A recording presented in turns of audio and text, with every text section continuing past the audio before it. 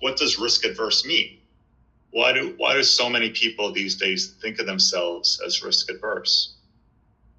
And I think what it comes down to is it just became a buzzword. Mm-hmm. I don't know if people really realize what risk means. It's different in life.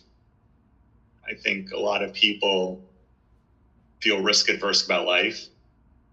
A lot of people don't like to go on airplanes. They don't drive it particularly fast. They put their seatbelts on. They don't want to get on the back of a motorcycle. They don't do drugs. They don't drink too much. Like, people don't want to be risky for the most part.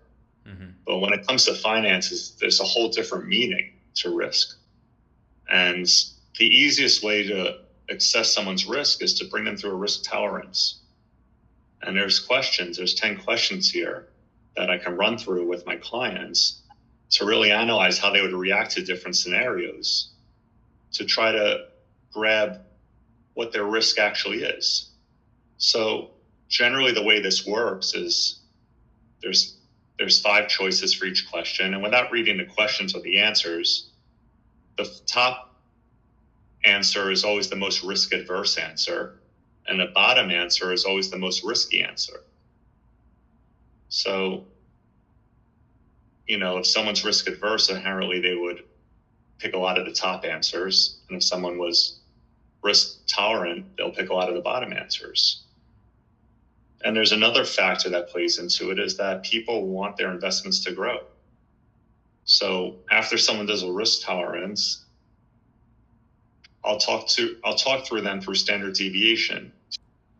Standard deviation is a statistical tool that helps quantify historical variability. So they're taking all the variability that already happens in history, and they put it into a statistics tool to address how much risk is really being taken.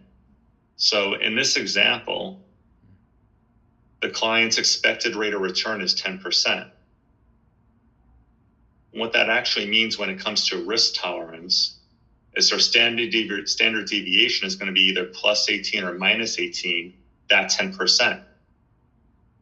And what that means is that with a 10% risk tolerance portfolio, they can achieve as much as 28%, but they can also lose as much as negative 8% as a first standard deviation. There's a 68% chance that their portfolio can be somewhere between negative 8% and positive 28%. So some clients feel comfortable taking that risk of losing no more than negative 8% to try to achieve 28% growth. But this only happens 68% of the time. You can take standard deviation out farther into a second level of standard deviation. And if you add another 18 to the 28%, you can achieve as high as 46%. And if you subtract negative 18 from negative 8, your portfolio can lose as much as negative 26%. And that happens 95% of the time. And we can take it out even farther, 100% of the time. That means that you have to acknowledge that with a 10% risk tolerance portfolio, there's a possibility that your portfolio can go up 64%. Not likely, but there's a possibility. And there's a possibility that you can lose negative 44%, which is almost half your investment. And when we talk about standard deviation, I think people start to realize that although they feel like they're risk adverse, they don't realize how much they're sacrificing or leaving on the table when it comes to the chances of having their money grow. So another way of looking at this is there's 3 deviations. And it's market-based investing, and it's possible to lose the entire investment, essentially. Most of the time, we're going to fall in this first deviation. There have been times in history where the market has fell into a second deviation, and very rarely will we ever hit the third deviation, although it is possible. So we're really living in these two worlds for the most part. It's related back to the health world. And the first thing that comes to mind is when a patient first comes in and they say, you know, what's your eating habits? And they go, I eat healthy. They check off, I eat healthy. And when you actually break down, you know, their breakfast, lunch, and dinner and what's the actual foods they're eating, what might be perceived as healthy might actually be damaging their health or being part of their symptoms or conditions or whatever it may be.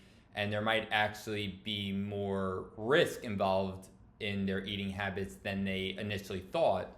And no one wants to say I don't eat well.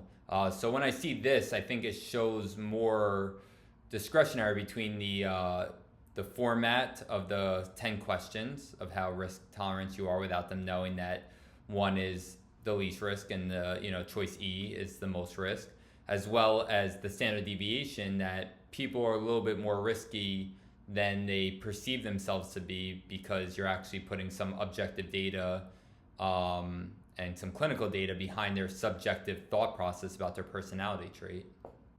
Yeah, 100%. And just to embellish on that, this is where everyone wants to be.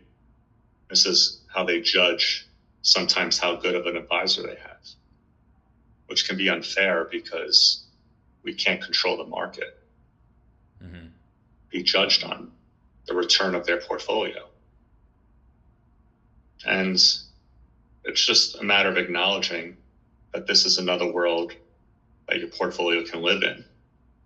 Not forever, but through times of your investment life.